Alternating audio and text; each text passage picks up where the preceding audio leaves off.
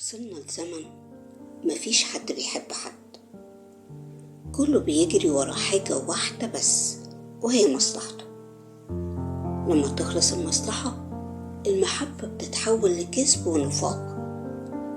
للأسف بقينا في زمن المصالح والمظاهر.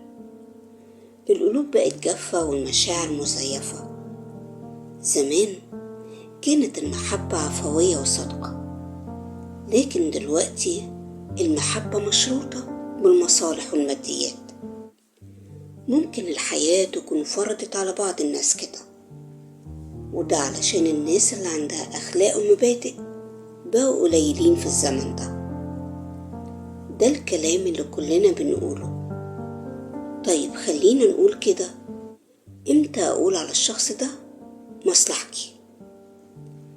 خلينا نكون متفقين إن في ناس طبيعتهم إنهم يحققوا مصلحتهم من غير ما يضر حد، يعني بيشتغلوا بصمت علشان يوصلوا لأهدافهم ويحققوا طموحهم.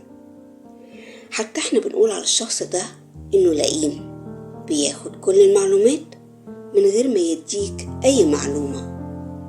وهنا خلينا نعرف صفات الشخص المصلحجي. في صفات كتير جدا بتوضح لك الشخص ده. أول صفة، في وقت المصلحة بيبين لك إنك صاحبه، ولما تخلص المصلحة بيختفي فص ملح وداب.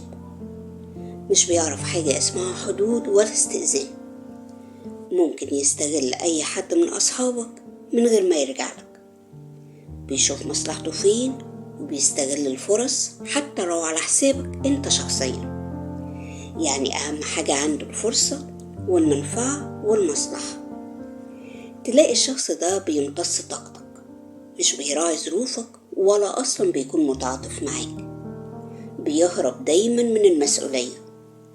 بيكون شاطر جدا في إنه يخلق أعذار. عمره ما يقدم لك أي خدمة من غير مقابل. لحوح جدا في طلبه للحاجة، لدرجة إنه هو ممكن يحسسك بالذنب ويحسسك إنه ضحية، فإنت غصب عنك هتنفذ طلبه. والشخص ده بيكون موجود كتير جدا في كل المصالح. تلاقيه بينافق المدير بتاعه على حساب زمايله. أنا بسميه الشخص المطبلاتي، وده اللي بينم على زمايله علشان بس المدير يرضى عنه. شخص فضولي في أسئلته، عنده مبدأ الغاية تبرر الوسيلة. ذكي جدا في التعامل مع اللي حواليه. بيخطط لكل حاجة بالتدريج، حبة حبة لحد ما يوصل. بيسحب لك كده خطوة خطوة، وبيقرب منك ببطء شديد لحد ما يعرف انت بتفكر في ايه، طريقتك في التعامل ازاي، وايه هي علاقاتك. في كتير منهم بيعتبر ان مصلحته دي حق مكتسب، ولو رفضت تنفذ طلبه بيأذيك وبيهددك. هنا انت لازم تتعامل مع الشخص ده بالطريقة اللي انا هقولها لك. اتعلم تقول لا، ولو ما بتعرفش قوله هفكر وارد عليك. خليك واضح واتكلم معاه بطريقة مباشرة من غير ما تخسر احترامك لنفسك. اوعى تستجيب لابتزازه العاطفي، يعني ما تخلوش يستغل عواطفك. انت مش مطلوب منك انك تكون الفانوس السحري لكل اللي حواليك. وخليك عارف قيمتك كويس، متخليش الناس تقيمك. ربنا شايف ومطلع انت عملت ايه وهتعمل ايه. من الاخر كده، مهما قابلت اعرف ان حبل المصلحة قصير، ولو طال